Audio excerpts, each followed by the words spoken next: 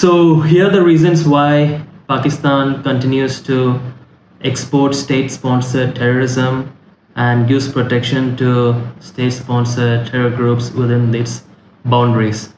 Number one, these terror groups give it a strategic depth against India.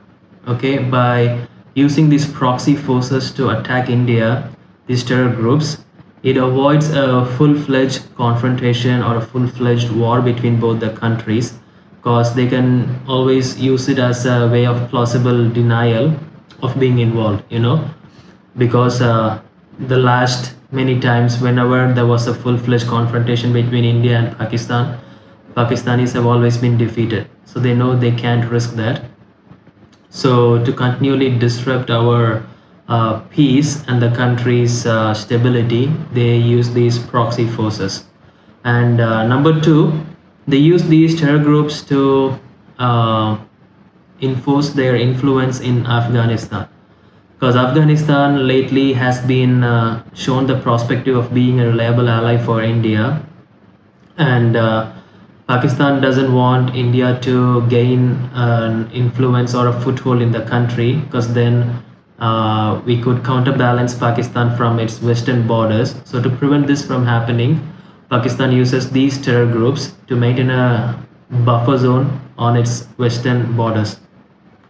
Number three, the ISI, the intelligence agency of Pakistan, uses these terror groups to influence foreign policy decisions and domestic politics as well, because these groups can be used to do things that would be considered illegal under the legal framework of the country. So to achieve their own agenda, especially to increase or reinforce the foothold of military in the politics of Islamabad, the ISI uses these state-sponsored terror groups. And also, it uses these groups to leverage itself in global diplomacy. Pakistan actually has been very good at doing this, where it continuously plays a double game with big countries like the US, China, other countries like from the Gulf, where it constantly plays these terror groups one against the other and gets money from everywhere and gets rewarded financially. Like when the US came to Pakistan to help its war against Taliban, it went for war, but still it protected Al Qaeda, Osama, and even the Haqqani network. So it constantly plays groups and countries against each other and gets rewarded heftily by playing this game. Also, there is an ideological alignment and radicalization between these terror groups and, in many cases, certain departments of government, especially the intelligence and the military, because they have the similarity in terms of extremist ideology of establishing an Islamic government. They have a lot of common objectives and goals, so they kind of help each other to fulfill each other's goals and objectives. Another reason why the country does this is because they internally have a very weak legal enforcement, and also they have a legal ambiguity.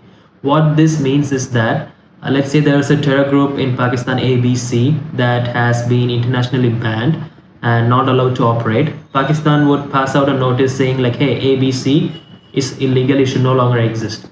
Okay, and then everyone would be like, oh, okay, they have actually taken an action against this. But then the same group would prop up under a different name, like EFG. So legally the group has been banned, but on ground the reality is they're operating under a different name. And even when legal authorities tries to clamp down on these groups, there is the security issue of their own personal protection. And it's like the saying goes, when you have a snake in your own backyard that you feed, you can't expect it to not bite you. And these terror groups have been feeding off the government of the state of Pakistan for so long now, that even if the authorities would try to shut them down or remove them, there would be a blowback. Like these groups would actually fight against Pakistan because they have been sheltered so long, and yeah, so that's one of the reasons why these guys are not going against them. And finally, there is a really weak international accountability. Like every country probably knows their dealings with terrorism, and there's ample evidence to prove that. And a lot of these countries, they personally, their citizens have been affected by it as well, but they still don't hold the country accountable.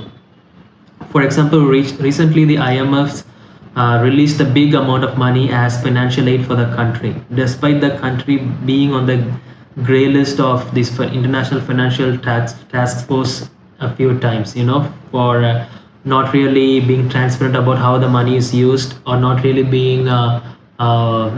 proving themselves that they have taken against certain terror groups before these aids are being sent.